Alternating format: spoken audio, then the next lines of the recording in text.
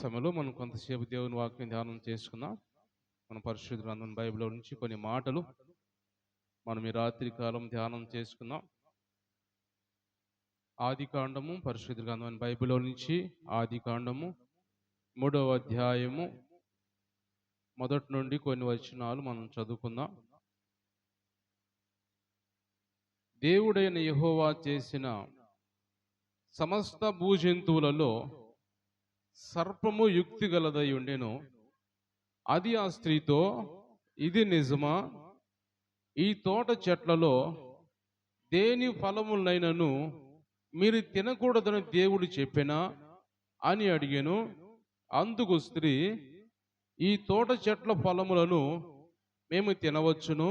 అయితే తోట మధ్య ఉన్న చెట్టు ఫలములను గూర్చి దేవుడు మీరు చావకుండునట్లు వాటిని తినకూడదనియు వాటిని ముట్టకూడదని చెప్పినని సర్పముతో అని. చాలమ్మా, చిన్న ప్రార్థన చేసుకుందాం, కళ్ళు మూసుకుందాం. దేవుడు ఈ రాత్రి కాలము ఈ వాక్యం ద్వారా మనతో మాట్లాడలాగున ప్రార్థన చేసుకుందాం. పరిశుద్ధుడా, ప్రేమమయుడా, జీవాధిపతి అయిన దేవా, జీవము కలిగిన దేవా, పరిశుద్ధుడా, మీ శ్రేష్టమైన ఘనమైన నామాన్ని బట్టి మీకు వందనాలు, స్తుతులు, స్తోత్రాలు, కృతజ్ఞతలు చెల్లించుకున్నాం ప్రభా.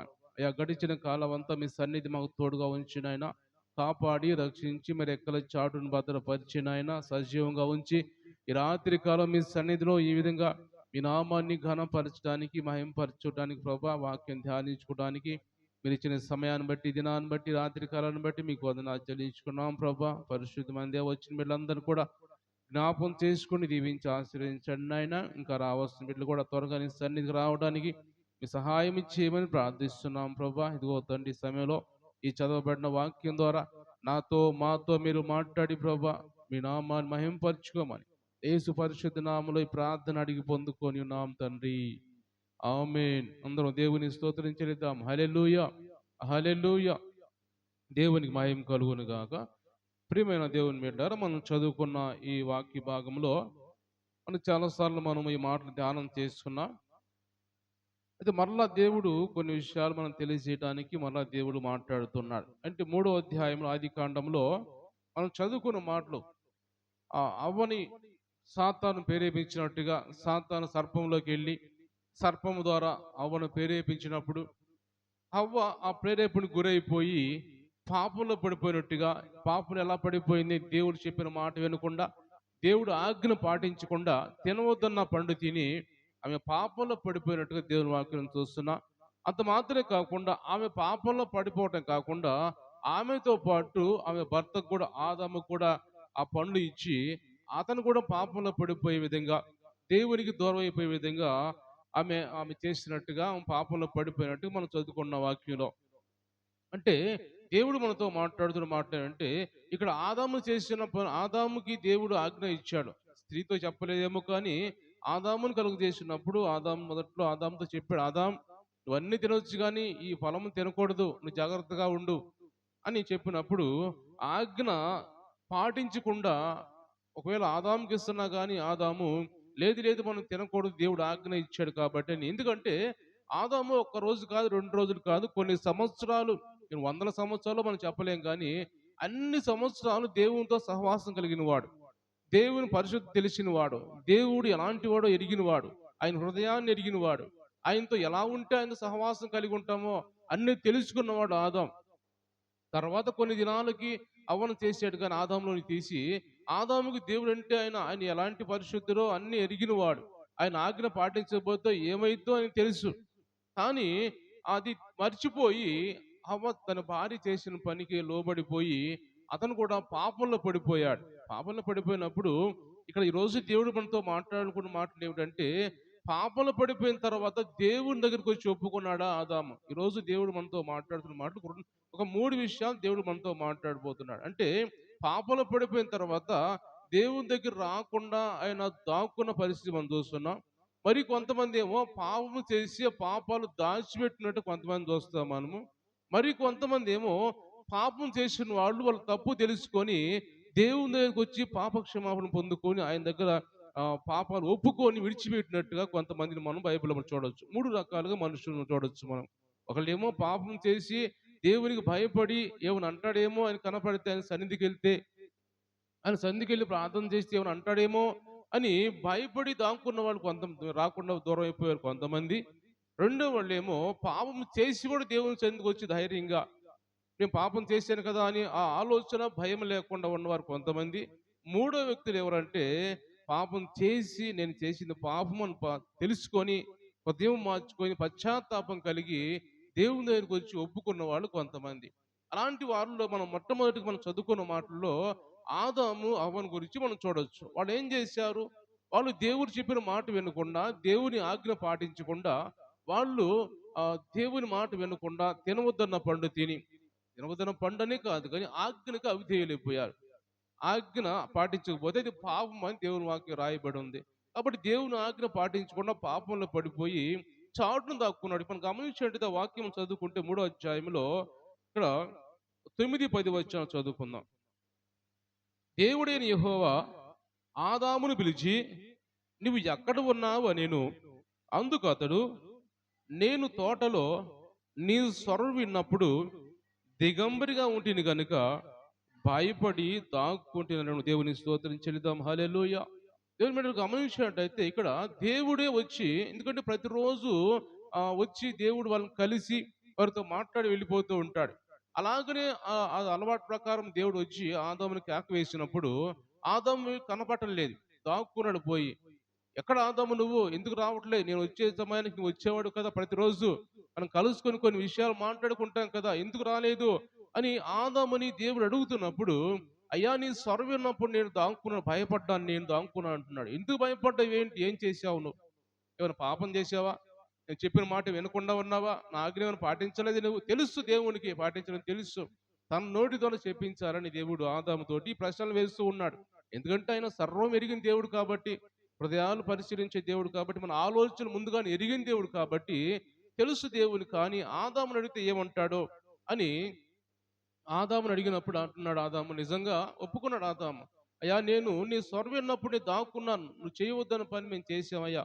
నువ్వు నాకు ఇచ్చిన భార్య నాకు ఆమె వల్ల నేను పాపంలో పడిపోయాను, నువ్వు చెప్పిన మాట వినలేదు నేను, నువ్వు తినవద్దన్నప్పుడు తిన్నాను నేను అని ఇక్కడ ఆదాము దేవుని దగ్గర ఒప్పుకున్నట్టుగా మనం చూస్తాం. చాలా మంది కూడా దేవుడు అడిగినా కానీ ఒప్పుకోకుండా, దేవుడు ప్రేరేపించినా కానీ నువ్వు చేసిన పాపము ఎందుకు చేసేవిలాగా అన్నప్పుడు ఒప్పుకోకుండా దాన్ని దాటవేసే చాలా మంది ప్రజలు ఉంటారు. చాలా మంది విశ్వాసులు ఎలా ఉంటారంటే, ఒక ఎగ్జాంపుల్ మనం చూస్తే కయ్యను గురించి దేవుడు కయ్యనుతో మాట్లాడినప్పుడు, కయ్యను నీ తమ్ముడు నువ్వేం చేసావు కయ్యను అన్నప్పుడు ఆదికాండం 4వ అధ్యాయంలో ఏముంటాడు ఆయన? నాకేం తెలుసు, నేనేం చేయలేదు, నేనేమన్నా నా తమ్ముడికి నేను కావలిగా ఉన్నాను ఏంటి నన్ను అడుగుతున్నావు అని దేవునితో సమాధానం చెబుతాడు.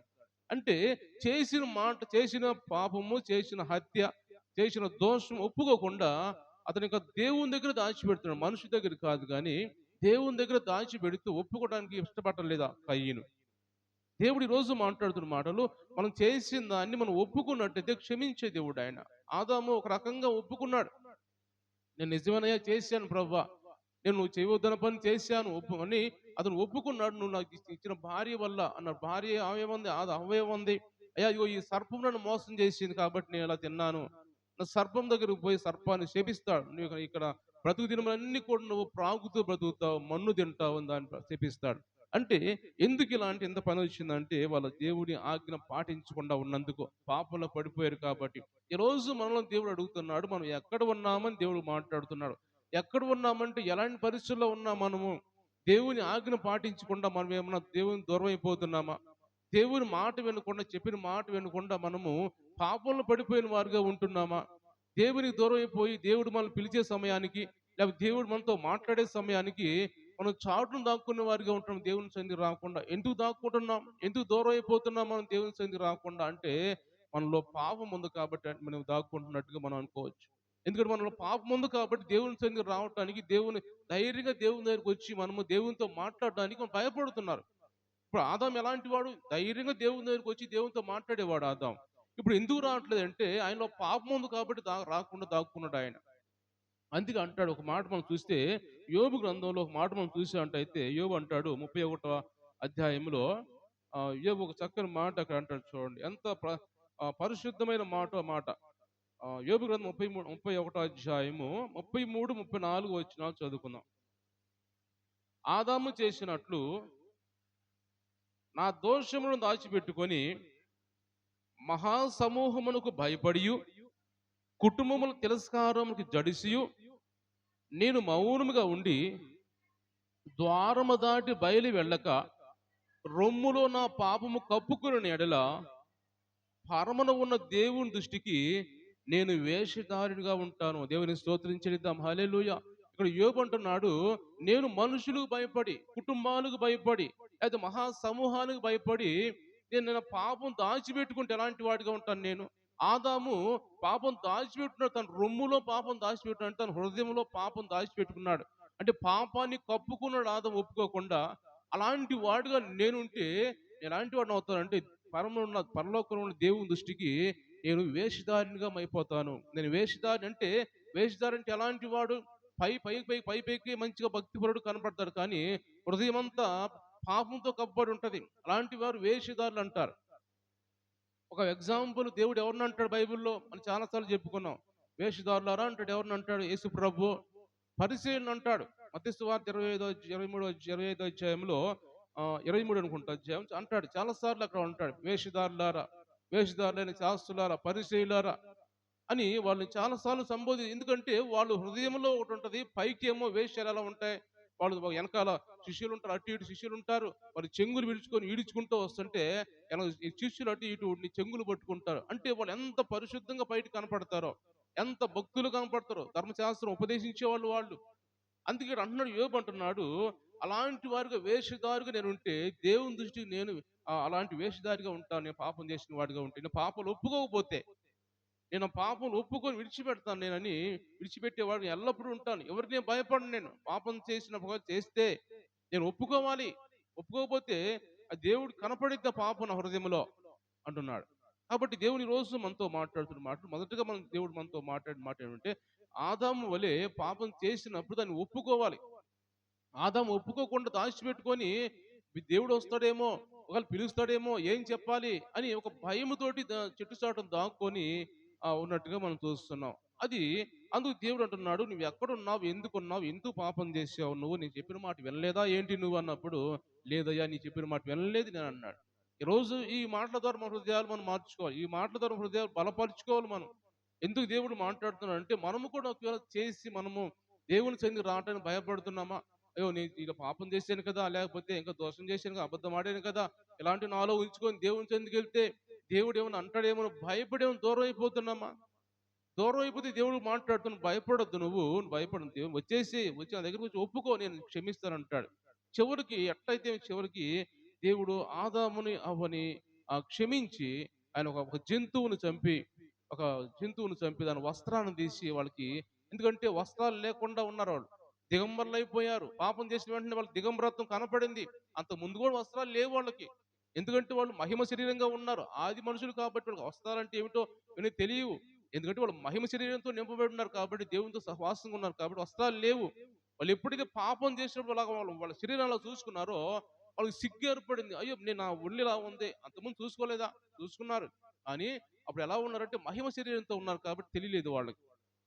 ఇప్పుడు చూసుకున్నప్పుడు వాళ్ళ శరీరం వాళ్ళకి అగపడుతుంది, వాళ్ళ అవయవాలు వాళ్ళకి అగపడుతున్నాయి, వాళ్ళ కాలు చేతి ఏమైతే వాళ్ళకి అవపడి వాళ్ళు సిగ్గుతోటి కచ్చడాలు అంజూరపు ఆకులు తీసుకొని వచ్చి వాళ్ళు కచ్చడాల్లాగా చేసుకొని, వస్త్రాల్లాగా చేసుకొని వాళ్ళు చుట్టుకున్నారంట సిగ్గు అగపడి.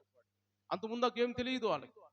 కాబట్టి దేవుని బిడ్డలు గమనించినట్టయితే దేవుడు మనతో మాట్లాడుతున్న మాటలు, వాళ్ళకి ఆ వస్త్రాలు కాకుండా అంజూరు ఆకులు కాకుండా దేవుడు వాళ్ళకి క్షమించి, వాళ్ళు చేసిన పాపాన్ని క్షమించి, ఇదిగో ఇక ఎలా చేశారు కాబట్టి మీరు శపించబడిన వారికి మారిపోయారు. కాబట్టి మీరు బ్రతుకు దినమన్నీ కూడా, ఆదామేమో వ్యవసాయం చేయాలి, కష్టపడాలి, చేను దున్నాలి, ఆ రాళ్ళు వేరు వేసుకోవాలి, వ్యవసాయం చేసి పండించి తినాలి.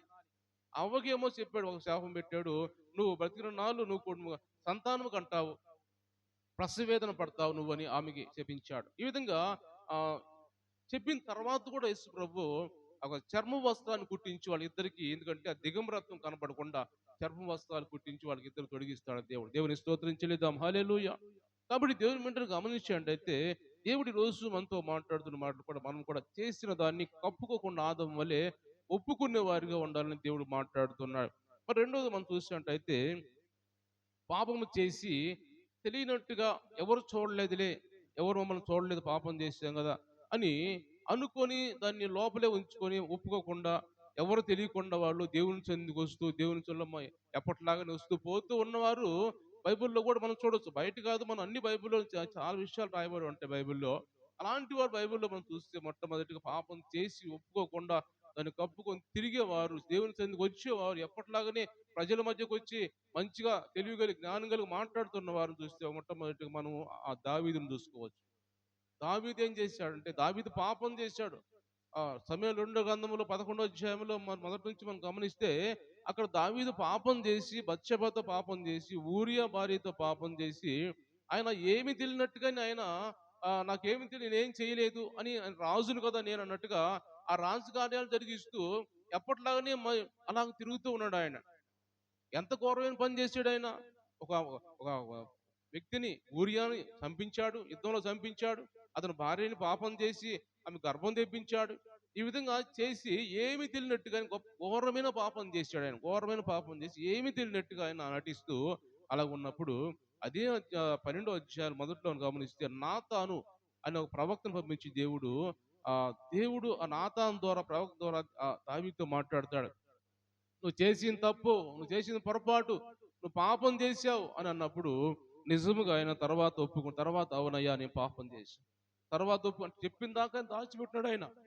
ఎప్పుడైతే నాతాను వచ్చి ఒక స్టోరీ చెబుతాడు. ధనవంతుని దగ్గర చాలా ఉన్నాయి, అవి దాచిపెట్టుకొని ఎవరో ఒక వ్యక్తి ఒక ఒక ఒక గొర్రెను తెచ్చుకొని పెంచుకుంటుంటే దాన్ని ఒక్కదాన్ని తీసుకెళ్ళి వాళ్ళకి విందు చేసుకొని చేశారు అని, ఇది మంచి పని అన్నప్పుడు దావీదు అంటే లేదు లేదు, అది మంచి పని కాదు, అలా చేసిన వాడు చనిపోవాలి, మరణం వాడు అంటాడు. అలాగైతే అతను నువ్వు చేసిన పని అది అని నాతాను ప్రవక్త దావీదుని హెచ్చరించినప్పుడు అప్పుడు ఆయన తర్వాత అయ్యో నా పాపం బయటపడింది కదా, అప్పుడు దాకా ఒప్పుకోలేదు, ఆయన దాచిపెట్టుకున్నాడు. ఎవరు చూడలేదులే, దేవుడు చూడటం ఎవరు చూడకపోయినా అది ఎందుకు మర్చిపెట్టి నాకు అర్థం కాలేదు. అది చాలా గూఢమైన ప్రశ్నలాగా మిగిలిపోయింది. ఎందుకంటే దేవుడు చిన్న వయసు నుంచి దేవుని సన్నిధిలో ఉన్న దావీదు చిన్న వయసు నుంచే గొర్రెలు కాసుకునేటప్పుడు కావచ్చు, దేవుని సన్నిధిలో ఇంకా దేవుడిని ఆరాధించుకునే దావీదు దేవుడు చూస్తున్నాడు అనే ఒక ఆలోచన ఎందుకు మర్చిపోయాడు తెలియలేదు. ఖచ్చితంగా మనుషులు చూడకపోయినా దేవుడు చూస్తాడు, ప్రతి ప్రదేశాన్ని చూస్తాడు. ఒక మాట చూసినట్టు మనం ఎబీలు రాసిన పత్రిక 4వ అధ్యాయం ఒక మాట మనం చూసినట్టయితే అక్కడ రాయబడిన మాట 4వ అధ్యాయం ఎబీలు రాసిన పత్రిక చూడండి. బైబిల్ అందరూ కూడా 4:13 వచనం చదువుకుందాం. మరియు ఆయన దృష్టికి కనబడిన సృష్టం ఏదీ లేదు, మనం ఎవరికి లెక్క అప్పచెప్పవలసి ఉన్నదో ఆ దేవుని కనులకు సమస్తము మరుగులేక తేటగా ఉన్న దేవుని స్తోత్రం చెల్లిద్దాం. హల్లెలూయా.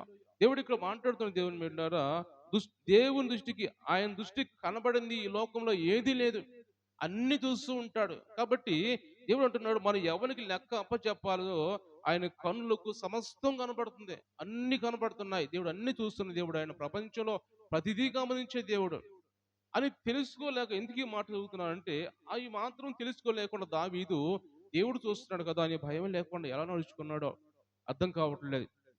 అంతగా ఆత్మీయంగా ఉన్న దావీదు, అంతగా దేవునికి ఇష్టమైన వాడుగా ఉన్న దావీదు ఆ ఎవరు చూడలేదని చెప్పి అంత పాపంలో పడిపోయిన పరిస్థితులతో. ఎందుకంటే ఈ మాట చెబుతున్నాను, చేసిన పాపాన్ని ఒప్పుకోకుండా దాచిపెట్టుకొని ఎవరు చూడనట్టుగా తిరుగుతున్నట్టు మనం గమనిస్తున్నాం. మనం దేవుడు చూస్తున్నాడు మర్చిపోయాడు. మనం ఈ మాట చెబుతున్నప్పుడు ఒక మాట మనకు జ్ఞాపకం రావాలి.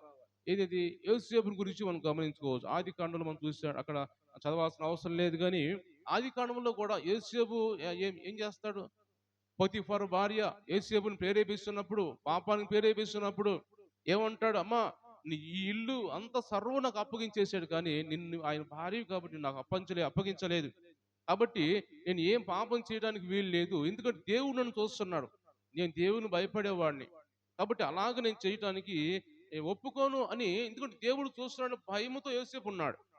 అలాంటి భయముతో ఇక్కడ దావీదు లేడు అనమాట. ప్రజలు ఎవరు చూడలేదు అనుకున్నాడు కానీ ఇంత భయంకరం పాపం చేసి తర్వాత గద్దించబడిన తర్వాత ఒప్పుకున్నాడు. కాబట్టి అలాంటి వారిగా మనం ఉండకూడదని దేవుడి రోజు మనతో మాట్లాడుతున్నాడు. మనం కూడా ఏదైనా మన లోపం మనం చేస్తే, మనం పాపం చేస్తే, దోషం కానీ మనలో ఏమైనా ఉంటే మనం ఎవరో చెప్పిందాకా కాదు కానీ మనకి ప్రేరేపించబడాలి. ఎవరైనా బాప్తిసం పొందిన వారికి ఒకవేళ మనం ఎదుటి మనిషిని ఏదన్నా అనకూడదు మాట అన్నా కూడా మనకి ఆ రోజంతా కూడా ప్రేరేపిస్తూ ఉంటారు. అయ్యో, నేను బాప్తిస్మం పొందిన రక్షణ పొందాను కదా, ఆ దేవుడు విన్నాడు కదా మాట, నేను ఎందుకు వాళ్ళని మాట అన్నాను అని ఆ రోజంతా కూడా ఒప్పుకునే వరకు కూడా వాళ్ళ దగ్గరికి వెళ్ళి పొరపాటు చేసిన, లేకపోతే దేవుని దగ్గరికి వెళ్ళి పొరపాటు చేసిన ఒప్పుకున్న దాకా అది మనస్సు ఒక బాధతో ఉంటుంది అనమాట. రక్షణ పొందిన ప్రతి ఒక్కరికి అలా ఉండాలి. అది నిజమైన రక్షణ అనమాట. ఎందుకంటే దేవుని దృష్టికి మనం ఏ మాట మాట్లాడినా కానీ ఆయన నామానికి అవమానం రాకుండా మనం చూసుకోవాలి. ఎదుటి వారిని మనం మాట్లాడుతున్నప్పుడు అది ఒకవేళ వాళ్ళు బాధపడ్డారేమో, ఎందుకు ఇలాగన్నాను నేను అని ఆ రోజు అదంతా కూడా మనకి ఒప్పుకున్న దాకా మనకు బాధగా ఉందంటే నిజమైన దేవుని బిడ్డలం మనం. ఆ బాధ మనలోకి వచ్చిందంటే నిజంగా దేవుని బిడ్డలే మనం.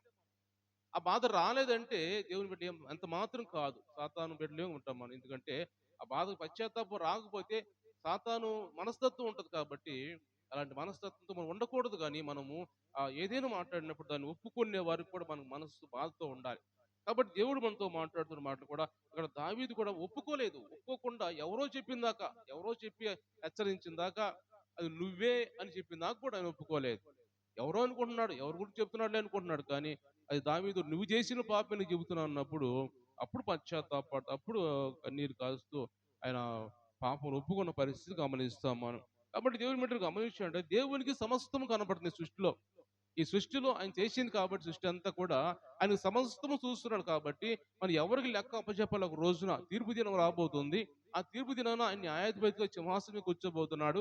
ఆ సింహాసనం మీద కూర్చున్నప్పుడు మనం అందరూ కూడా ఆయనకు ఒక లెక్క చెప్పాలి. పోయి ఈ భూమి మీద నువ్వేం చేశావు, వాళ్ళు రక్షించబడిన తర్వాత నువ్వేం చేశావు, దేవుని కోసం ఎంతగా ప్రయాసపడ్డావు, నీ కుటుంబం కోసం ప్రార్థన చేసేవా, నీ బంధువుల కోసం ప్రార్థన చేసేవా, ఎంతమంది నీ ప్రార్థనతో రక్షణ పొందారు.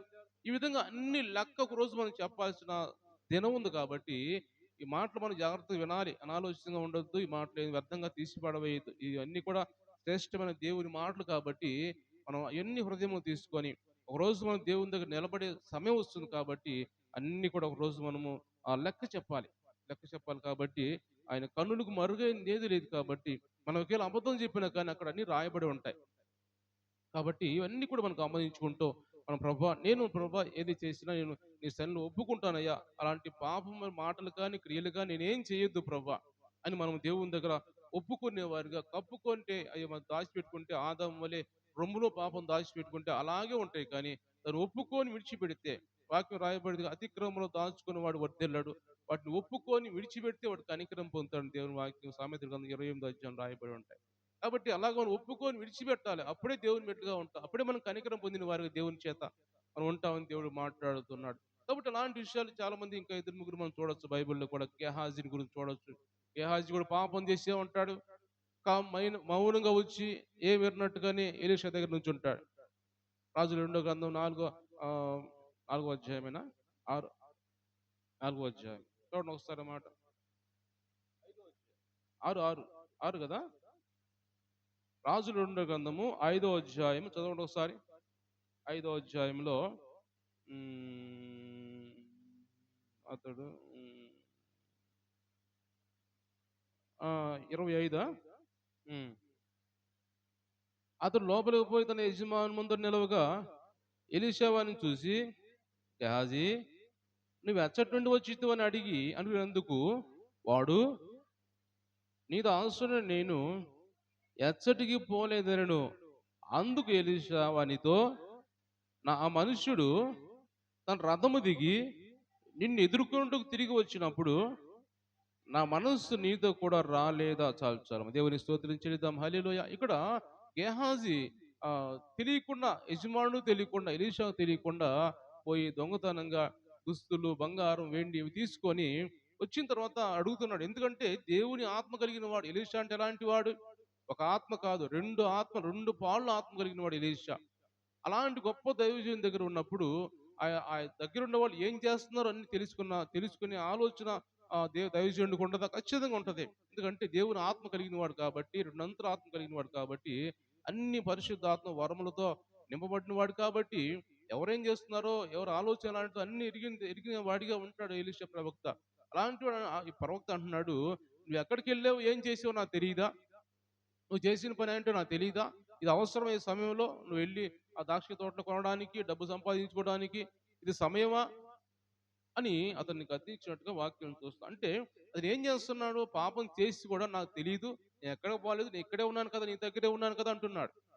అంటే పాపం చేసి కూడా నువ్వు ఒప్పుకోకుండా దాచిపెట్టుకొని ఇంకా నేనేం చేయలేదని మాట్లాడుతున్నట్టుగా మనం చూస్తున్నాం వాక్యంలో.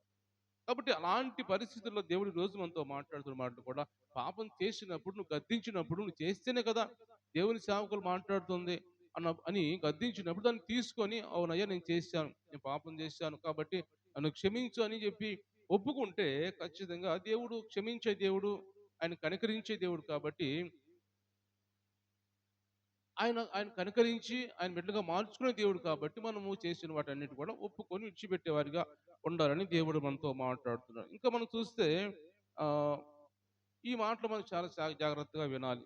శ్రేష్టమైన మాట ఏంటంటే, పాపము చేసి మూడవదిగా, పాపము చేసి ఎంతకాలమో పాపం చేసిన తర్వాత నేను చేసింది పాపము అని ఎవరు గద్దించకుండానే, ఎవరు చెప్పకుండానే, ఎవరు గద్దించకుండానే ఆమె అంతటికి ఆమె తెలుసుకొని యేసుప్రభు దగ్గరికి వచ్చాడు, మన ఊరికి వచ్చాడు అని తెలుసుకొని పరిగెత్తుకొని పోయి యేసు పాదాల మీద పడి ఆమె పాపం విస్తారమైన పాపాలన్నీ కూడా ఒప్పుకున్నట్టుగా మనం చూస్తాం. ఎవరు చెప్పండి ఒకసారి? పాపాత్మురాలైన స్త్రీ. లోకస్వార్త 7వ అధ్యాయం 36వ వచనం అనుకుంటా అక్కడ రాయబడిన మాటలు చూస్తే, ఆ పాపాత్మురాలైన స్త్రీ ఎవరు ఆమెకి ప్రేరేపించలేదు. ఇదిగో దేవుడు వస్తున్నాడు ఈ ప్రాంతానికి, నువ్వు వెళ్ళి ఒప్పుకో, నువ్వు పాపం చేసేవు కదా, నువ్వు దోషాలు చేసేవు కదా, ఒప్పుకో అని ఎవరు చెప్పలేదు. కానీ ఆమె అంతటిగా ఆమె తెలుసుకుంది, ప్రేరేపించబడింది. నేను చేసిన పాపం ఇంతకాలము నాలో పాపం దాగి ఉంది కాబట్టి నేను వెళ్ళి త్వరగా వెళ్ళి అవకాశం ఇంకా పోయిద్దేమో, మళ్ళీ నేను వెళ్ళకపోతే యేసు ప్రభు వచ్చి మళ్ళీ వెళతాడేమో అని ఆయన ఉన్నప్పుడే సమయాన్ని సద్వినియోగం చేసుకొని పరిగెత్తుకుంటూ పోయి పరిసయ్యుడైన సీమోను ఇంటి దగ్గర విందు చేస్తున్నప్పుడు, ఆహారం తింటున్నప్పుడు యేసు ప్రభు ఆయన దగ్గరికి వెళ్ళి పాదాల మీద పడి ఎంతగా విస్తారం దేవుడి ఆ వాక్యం మనం చూస్తే తర్వాత రాయబడిన మాట ఏమిటి కింద, ఆమె విస్తారమైన పాపాలు చేసింది కాబట్టి ఆ విస్తారమైన పాపాలు నేను క్షమించాను. ఎన్ని పాపాలు చేసిందో అంతగా నన్ను ప్రేమించింది ఆమె. కాబట్టి ఆమె విస్తారమైన పాపాలను క్షమించారని దేవుడు యేసు ప్రభు అంటే ఆమె ఎన్ని పాపాలు చేసిందో అన్ని దేవుని దగ్గర ఒప్పుకుంది. ఈరోజు దేవుడు మనం ఇంటికి మాట మాట్లాడుతున్నాడు అంటే, ఎవరు ప్రేరేపించాల్సిన అవసరం లేదు మనకి. ఎవరు చెప్పదు నువ్వు పాపం చేసి నువ్వు ఒప్పుకో దేవుని దగ్గరికి వెళ్ళి అని మన ఇంట్లో వాళ్ళు కానీ, మా బంధువులు కానీ, లేదా భర్త కానీ, భార్య కానీ చెప్పాల్సిన అవసరం లేదు మనకి. మనకు ప్రేరేపించబడాలి మనం. ఇది చేశాను కాబట్టి నేను దేవుని దగ్గరికి ఒప్పుకోవాలి. అప్పుడు దేవుడు నన్ను క్షమిస్తాడు అని ఒక మంచి ఆలోచన మనకు రావాలని దేవుడు మాట్లాడుతున్నాడు. ఈ పాపాత్ములైన స్త్రీ పేరు మాత్రం పాపాత్ములైన స్త్రీ పెట్టారు కానీ ఆమె జీవితం ఎలాగో మారిపోయిందంటే, ఎంత శ్రేష్టమైన జీవితం దేవుడు ఆమెకి ఇచ్చాడంటే, ఆమె పాపం కల్మషం అంతా కడిగి వేసుకున్నట్టు మనం చూస్తాం. ఆమె పాపాలన్నీ విడిచిపెట్టేసింది, అన్ని సమస్తం ఒప్పుకుంది, దేవునికి ఇష్టమైన స్త్రీగా మారిపోయి ఆమె పాపాలు ఒప్పుకొని విడిచిపెట్టి వెళ్ళిపోయినట్టుగా దేవుని వాక్యం మనం చూస్తూ ఉన్నాం. కాబట్టి అలాగ మనం ఉండాలి కానీ పాపములు ఒప్పుకొని ఎవరు చెప్పాల్సిన అవసరం లేకుండా మనము పాపములు ఒప్పుకొని విడిచిపెడితే దేవుడు క్షమించేవాడిగా ఉంటాడు. అందుకే ఒక మాట మనం చూసామంటైతే యెహెజ్కేలు గ్రంథం 33వ అధ్యాయంలో ఒక మాట చదువుకొని మనం ముగించుకుందాం. యెహెజ్కేలు గ్రంథము 33వ అధ్యాయంలో ఒక మాట మనం చూద్దాం 11వ వచనంలో. ఉమ్, ఉమ్, ఆ. కాగా వారితో ఇట్టనుము, నా జీవము తోడు దుర్మార్గుడు మరణమునందుట వలన నాకు సంతోషం లేదు. దుర్మార్గుడు తన దుర్మార్గత నుండి మరలి బ్రతుకుట వలన నాకు సంతోషము కలుగును. కాబట్టి ఇజ్రాయేలీయులారా మనస్సు త్రిప్పుకొనుడి, మీ దుర్మార్గత నుండి మరలి మనస్సు త్రిప్పుకొనుడి. చాలా చాలా గమనించేటది ఇక్కడ దేవుడు మాట్లాడుతున్న మాటలు ప్రజల గురించి, కొంతమంది చేసే పాపాల దోషాల గురించి మాట్లాడుతూ యేసుప్రభు అంటున్నాడు, ఆ దుర్మార్గులు పాపం చేసిన వాళ్ళు పాపంలో ఉండి మరణించడం నాకు ఇష్టం లేదు. ఎందుకంటే వాళ్ళు పాపాలు ఒప్పుకొని మరలి వాళ్ళ జీవితాలు మార్చుకొని నా వైపు తిరగడం నాకు ఇష్టం అది. అంతేకాని ఒక దుర్మార్గత్వంలో ఉండి పాపంలో ఉండి వాళ్ళు మరణిస్తే నాకు ఎంత మాత్రం సంతోషం కాదు అది. దాన్ని చాలా దుఃఖపడతాను నేను. ఎందుకంటే దేవుడు ఏర్పాటు చేసుకున్న బిడ్డలు కాబట్టి, దేవుడి చేత ఏర్పాటు చేసుకున్న ఇజ్రాయెల్ ప్రజల గురించి మాట్లాడుతూ అంటున్నాడు, నా బిడ్డలైన వాళ్ళు పాపంలో పడిపోయి పాపంలోనే మరణిస్తే నాకు దుఃఖమే కదా, నా బిడ్డలు అలా చనిపోతే నాకు దుఃఖమే కదా. కాబట్టి అలాగా మరణించకుండా వాళ్ళు పాపాలు ఒప్పుకొని విడిచిపెట్టి వాళ్ళు పశ్చాత్తాప పడితే నాకు సంతోషంగా ఉంటాను నేను అని దేవుడు ఇక్కడ మాట్లాడుతున్నాడు. కాబట్టి ఈరోజు మన పాపలు ఒప్పుకోవాలి, విడిచిపెట్టాలని దేవుడు మాట్లాడుతున్నాడు. కానీ మనం దాచిపెట్టుకొని ఆదాము వలె రొమ్ములో పాపం దాచిపెట్టుకుంటే అది వేషధారులుగా అయిపోతామని యోబు మాట్లాడిన విధంగా మనం అలాగే ఉండకుండా మనం కూడా ఒప్పుకొని మనలో ఇంకే దోషాలు ఉన్నాయో, ఏ పాపాలు ఉన్నాయో, ఏవి దాగి ఉన్నాయో మనం వాటిని ఒప్పుకొని విడిచిపెట్టాలని దేవుడు మాట్లాడుతున్నాడు. ఎందుకు దేవుని మీద ఈ మాటని ఈ రోజుల్లో దేవుడు ఇలా మాట్లాడుతున్నారంటే, పాపాలు ఒప్పుకొని ఎందుకు మాట్లాడుతున్నారు దేవుడు? దేవుని సేవకులు అనేక మంది ఎందుకు మాట్లాడుతున్నారంటే, మన సమయం కొంచెమే ఉంది కాబట్టి. మనం చూస్తున్నాం దేశంలో ఇంతకుముందు మనం ఇలాంటి పరిస్థితులు ఎక్కడ చూడలేదు మనం. మనం బ్రతికినంత కాలం కూడా భయంకరమైన ఘటనలు చూస్తున్నాం. భయంకరమైన దాడులు, దౌర్జన్యాలు. ఒక పక్క దేశాల్లో చైనా అనే దేశంలో భయంకరంగా వరదలు వచ్చిపోతున్నాయి. కార్లు ప్రజలు కొట్టుకొని పోతూ ఉన్నారు. కొన్ని చోట్ల నీళ్ళు లేక దేశాలు ఎండిపోతున్న పరిస్థితులు. అంటే ఒక దేశంలో ఇలాగ ఉంటే వర్షం పడితే ఒక దేశంలో ఎండిపోతున్నాయి నీళ్ళు లేక ప్రజలు. ఈ విధంగా వరదలు, భూకంపాలు, భయంకరంగా యుద్ధాలు ఇవన్నీ వస్తున్నాయి. కాబట్టి ఇవన్నీ ఎందుకు వస్తున్నాయంటే పాపం దగ్గర పడింది కాబట్టి, దేవుడు రాకడ దగ్గర పడింది కాబట్టి ఇలాగ జరుగుతున్నాయి. కాబట్టి ఇలాగ జరుగుతున్నప్పుడు దేవుడు మన కోసం దేవుని వాక్యం రాయబడింది. పేతురు రాసిన 2వ పత్రికలో అక్కడ 3వ అధ్యాయంలో ఏం రాయబడి ఉంటాయంటే, దేవుడు ఎందుకు ఆలస్యం చేస్తున్నాడు? ఎందుకు దీర్ఘశాంతం వహిస్తున్నాడంటే మన కోసము, మనం అందరం దేవుని వాక్యం తెలుసుకొని మారుమనసు పొంది రక్షణ పొందితే అప్పుడు ఆ తర్వాత దేవుని తీర్పు వచ్చింది. ఆ తర్వాత దేవుడు రాకడ వచ్చిందని దేవుడు మాట్లాడుతున్నాడు. దీర్ఘశాంతం మన పట్ల దేవుడు దీర్ఘశాంతం వహిస్తూ అంటే ఇంకా చూస్తున్నాడు, ఇంకా ఆలస్యం చేస్తున్నాడు. నా ప్రజలు ఇంకా మారుతారు, నా బిడ్డలు ఇంకా మారుతారని చూస్తున్నాడు కాబట్టి. కాబట్టి ఈ మాటలు వింటున్న మనం కూడా ఇంకా ఆలస్యం చేయకుండా దేవునికి మనం పరీక్షించకుండా మనం ఇక త్వరగా మన హృదయాలు మార్చుకొని మనలో ఉన్న లోపాలన్నీ కూడా ఒప్పేసుకున్నట్టయితే మనం దేవుడు మనల్ని కనికరించే వాడిగా ఉంటాడు. అప్పుడు మనం కనికరం పొందిన వారిగా ఉంటాం దేవుడు మాట్లాడుతున్నాడు. కాబట్టి అలాగ మనం కూడా ఒక యోబు వలె మంచి సాక్ష్యం చెప్పేవారిగా ఉంటాం. నేను నా దేవుని దగ్గర ఎవరు చూస్తున్నా, జనసమూహం కావచ్చు, కుటుంబస్తులు కావచ్చు, బంధువులు కావచ్చు, ఎవరు చూస్తున్నా నాలో పాపం ఎక్కడ కనపడకూడదు వాళ్ళకి అని యోబు మాట్లాడుతున్నాడు.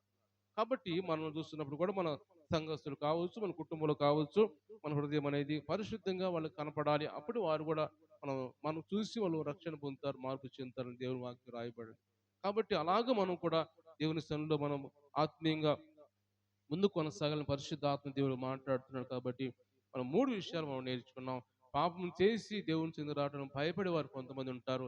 పాపము పాపము చేసి దాచిపెట్టుకొని ఎవరు చూడలేరు అనుకున్నారు. మరొక రెండో పాయింట్ అది. మూడో వాళ్ళు ఎలా అంటే పాపం చేసి కొంతకాలం తెలుసుకొని నేను చేసింది పాపము, నేను చేసింది మంచి పని కాదు అని వాళ్ళు తెలుసుకొని పశ్చాత్తాపడి వాళ్ళు పశ్చాత్తాపడి దేవుని చెందికి వెళ్ళి వాళ్ళ పాపలు వాళ్ళందరూ వాళ్ళే ఒప్పుకొని విడిచిపెట్టిన వాళ్ళు మూడో వారుగా ఉంటారు. ఇలాంటి వారిగా మనం ఎందుకంటే లోకంలో ప్రతి ఒక్కరు పాపం చేసే వాళ్ళే.